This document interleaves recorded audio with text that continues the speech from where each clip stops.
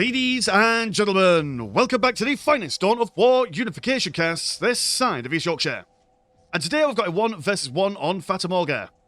Play on the other side as the Dark Eldar, we've got Grindan. Play on the other side as the Death Guard, we've got MrBlueDude. MrBlueDude will be opening up with a couple of Nurgle cultists, a Temple of Disease and a Scourge generator.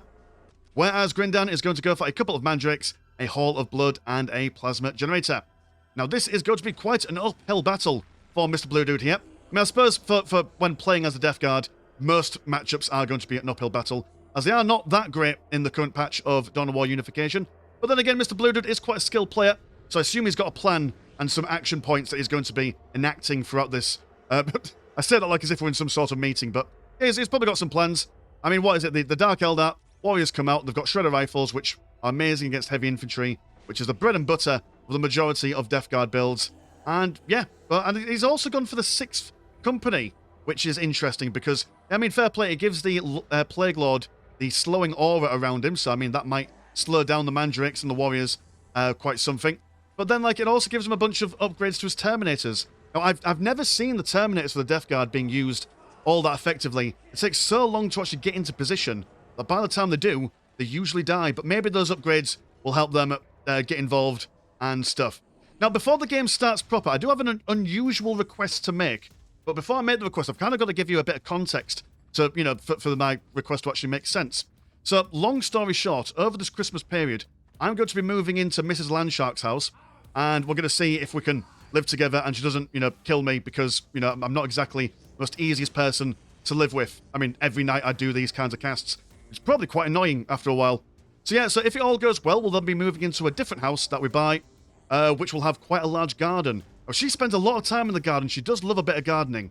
And for me to be able to interact with her on that kind of level, I need to know more about plants, and I'm hoping to maybe start growing up like my own vegetables and stuff. The problem is, I know bugger all about it, and I don't want to read about it. Now, I've had a look at some YouTube videos online, but I can't really seem to find a gardening / vegetable growing YouTube channel that has lots of videos that are interesting to watch. So I thought, hey, there's about 1,000 or so of you a day that watches like these videos. So why not just ask you guys? Do you know any of any good gardening YouTube channels that are interesting to watch? Preferably with a UK or a Western kind of tilt to it, because obviously that's the, you know, area that I live in, and that would make more sense. So that's my request. And yeah, so saying out loud reminds me of how weird it is. But anyway, okay, the game is afoot. We've got Plague Marines, and also some Nurgle cultists coming out. I was expecting to see the Assault Marines, as they could charge off quite quickly, but no, he's just going to go for a mass of these lads. And already taking down a couple of Mandrakes, and also scaring away the Archon. Archon will probably want to wait for a couple of Incubuses, or Incubi, whatever the plural of Incubus is, before then getting involved, as the Plague Marines are quite decent in close combat.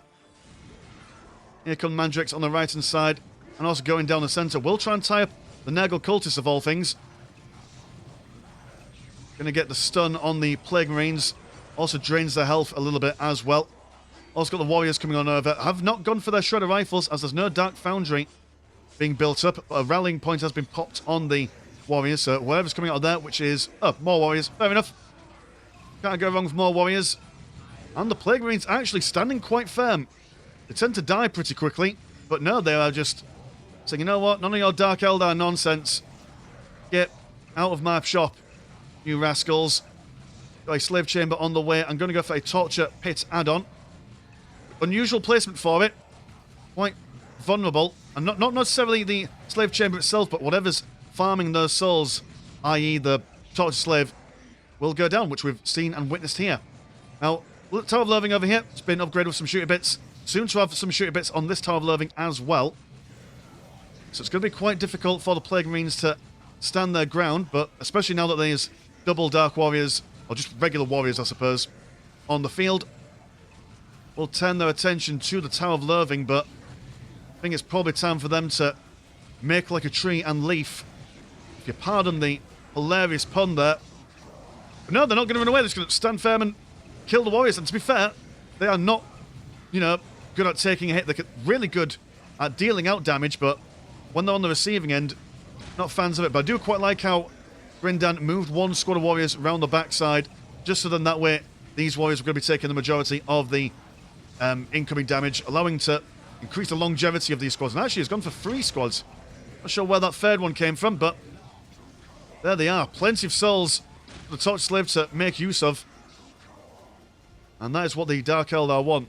Plenty of soul essence to make use of their abilities. So many times we've seen on the channel where a Dark Eldar player just doesn't make use of that very critical mechanic, I would say, from their perspective. The ability to just globally basically break morale is quite useful. And oh dear, the Plague Marines attempting to retreat but then being stunned into position. We've got another squad coming on over. But sadly, you only get 2 Plague Marines initially when you recruit the squad, so it takes them a while to build up to full strength. And they're now going to fall back. Soul Essence being used to break them, well, not necessarily break the morale. These guys are looking relatively healthy, but, you know, just massively increase the amount of morale damage they take. Also got some darkness being thrown around on top of them. Although the listing person has got a Plague Spear on it, which does a fair amount of AoE damage. In fact, did that Plague Spear get that dude over there? It's quite a long range for him. Nurgle cultists shimming and shaking around. We do have the gift repository, so potential for tier 2 if the Death Guard can save up the money. Current economy is 97 and 10 compared to 98 and 10. It's a very even all around. And the Death Guard look like they're engaging in some close combat. There we go, there's the Assault Marines. That's what I was expecting. Because they're not slow at all. You know, they've got quite a long range for their charge animations. They're able to get involved. Lickety split. But not keeping these guys down at all. Death Guard really, really showing the rare occasion where they're actually being, you know, they're not dying, like I said earlier on, as quickly as I thought they would. Although, it would massively help Grindan if he just went for those Shredder rifles. You get 4 in a pack, and they will absolutely annihilate a lot of heavy infantry if they've been given a chance and the space to open fire. The Nurgle numbers are increasing. Torch Slave has hoovered up all those souls. How much soul essence do you have? Quite a lot, actually. What is it? The morale breaking thing is about 50? Question mark? Something like that. Oh dear, the Archon goes down. That is an expensive model to lose. Very unfortunate. There we go, MrBlueDude. Held the line. And I assume you are now on your way to tier... No, you are not. Interessant. Just staying in that tier 1. Going to go for another Scourge Generator. And all is quiet on the western front. A Plasma Generator being popped on the front lines. Questionable life choices. Homunculus Laboratory. Been built up. Yeah, just... Where's the Dark Foundry? No, he's going to go for Homunculus instead. I mean, yeah, okay, you throw down the torture ramp. Slows these guys down, but...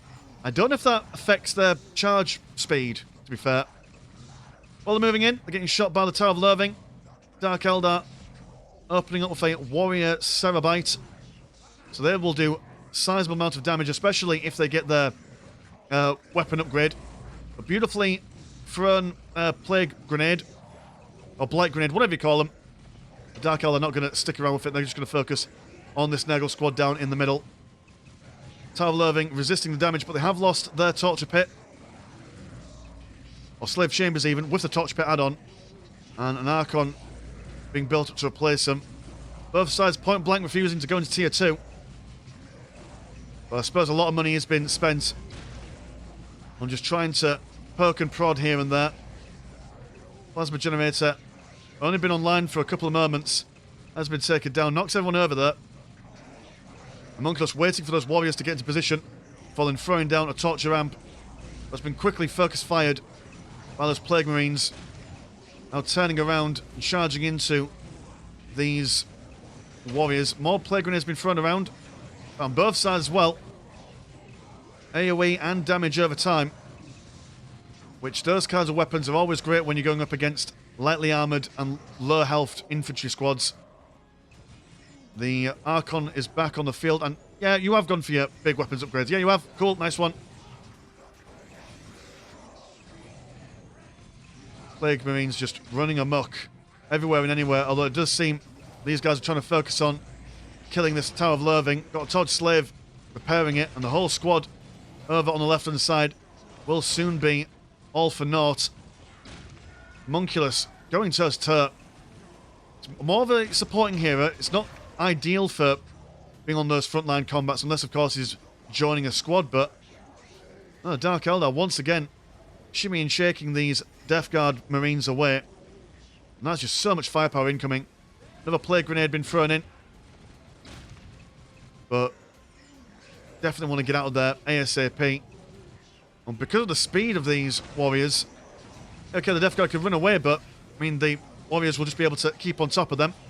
So just deciding to bite the bullet and turn around and see what they can do.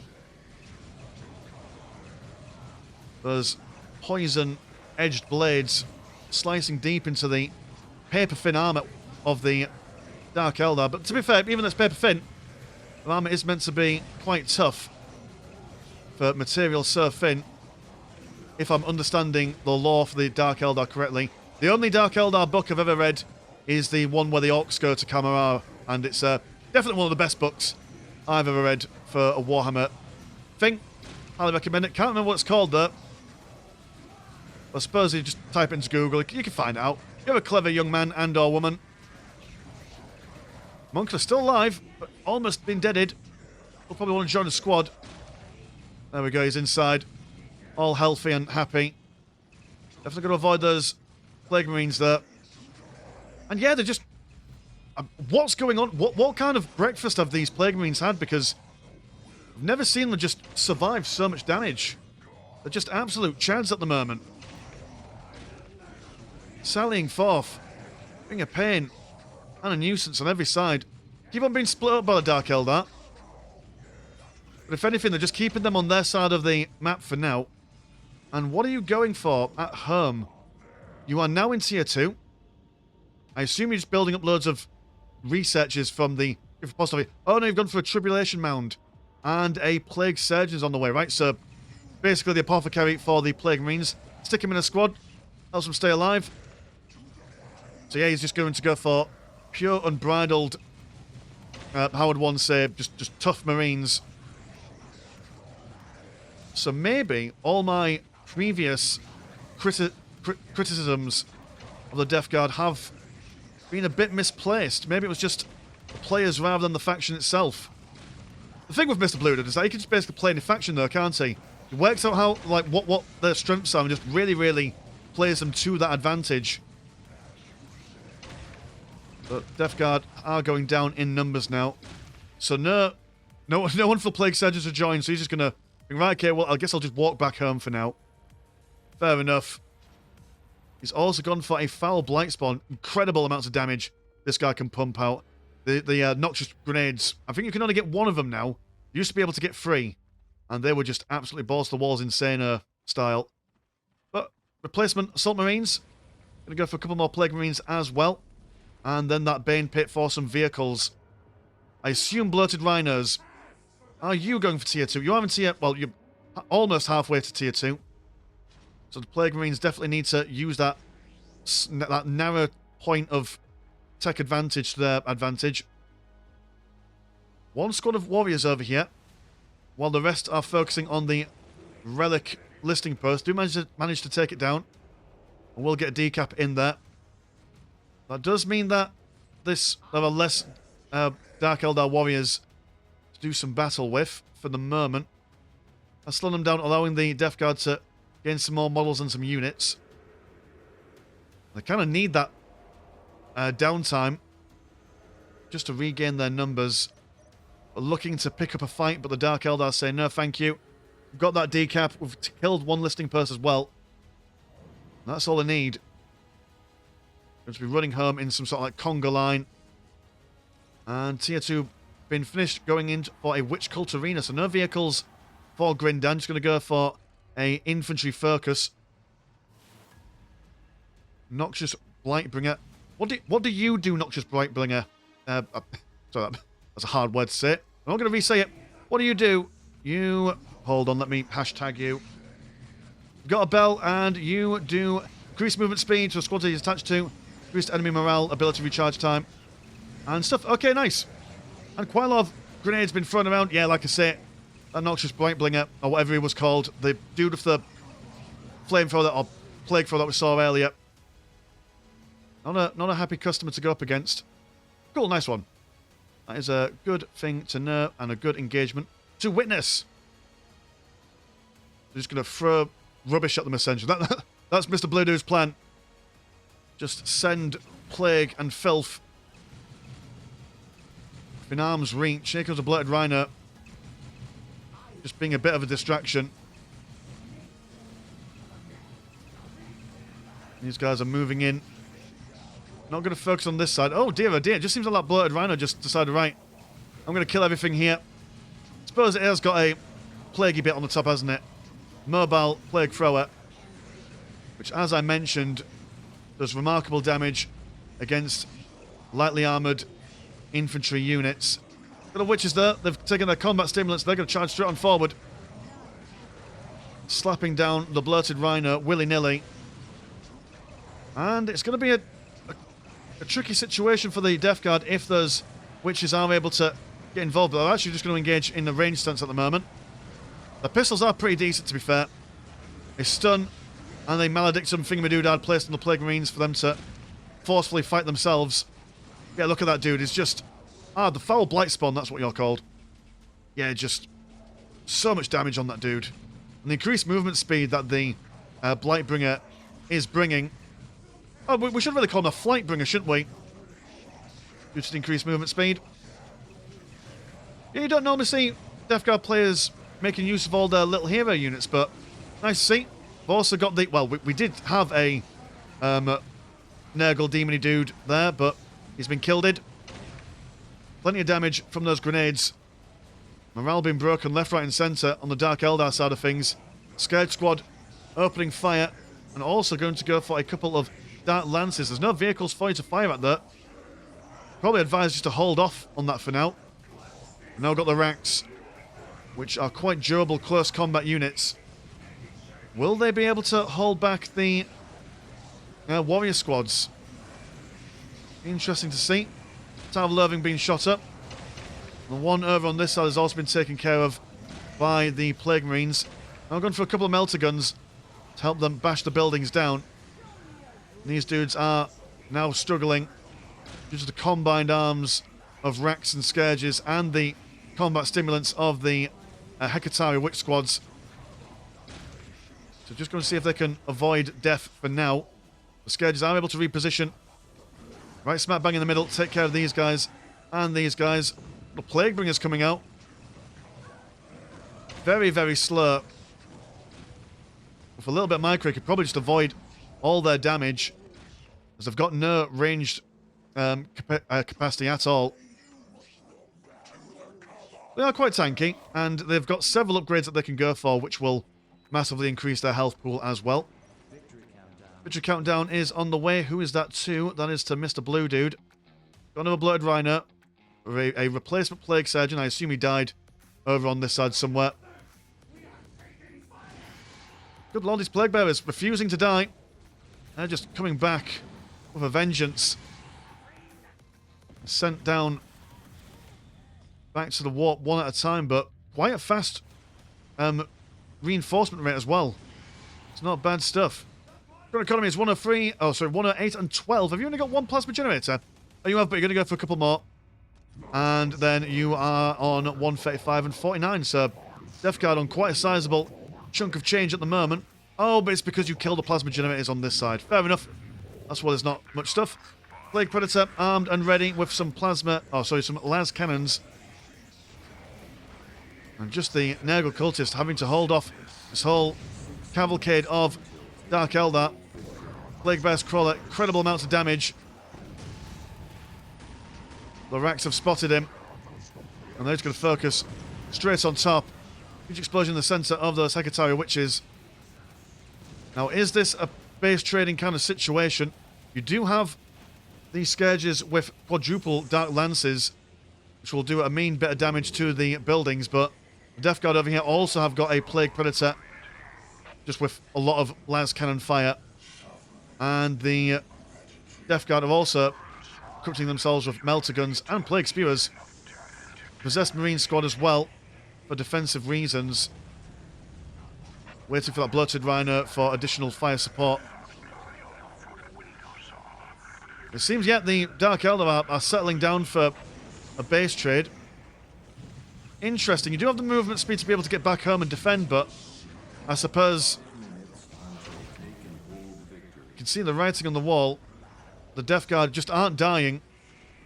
And maybe attacking their economy is the best way forward.